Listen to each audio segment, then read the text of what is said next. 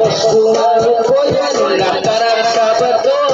Ako'y nagpunta, alam nyo ba sa favorite na to? 7-Eleven, Quezon City, beyond. Ako napadpad, walang katao-tawag, and you have a so sad. Na may biglang pumasok, isang chiso kong ganda.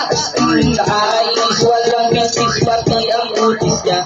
Mata niya ay kulay brown, very soft razor sa ngipin. Kamukha siya ni Vita, bila kong iisipin. Katawan niya 36, 24, 34. Yung paraan kaya ako Escort, magaling siya bumaba, suot niya ay hangin shirt. Nang bubukod siya ng pera, umangat ang kanyang skirt. Kaya ako'y biglang nasabi, hey girl, aling ko style.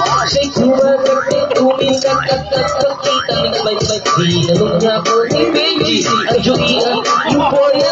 Sumasunod ako si Benji, my name is Tini Birocha. Tini Birocha, Tini Birocha. Ginawa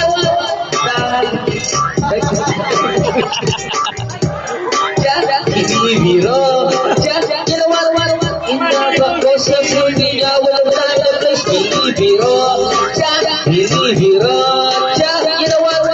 Time and time, take the time to shut. Biro, you know what?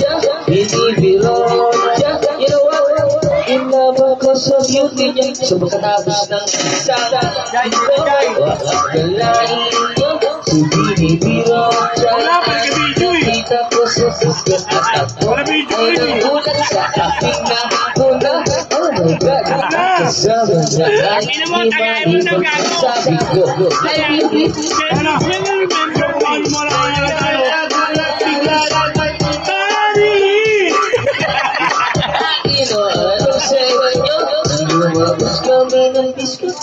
Lumabas ng Sogo! Dapat lumabas ng Sogo!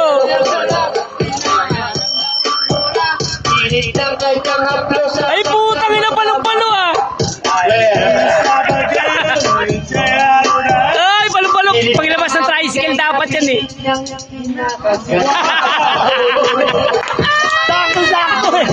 Sakto! Kinakagat ah! Para bang mauubusan ka ng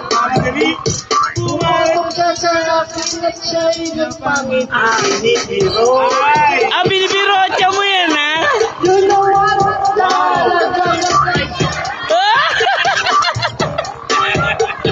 Tanginan ko, puro bilhin gago. Lagi na gago. Magandang lalaki dyan.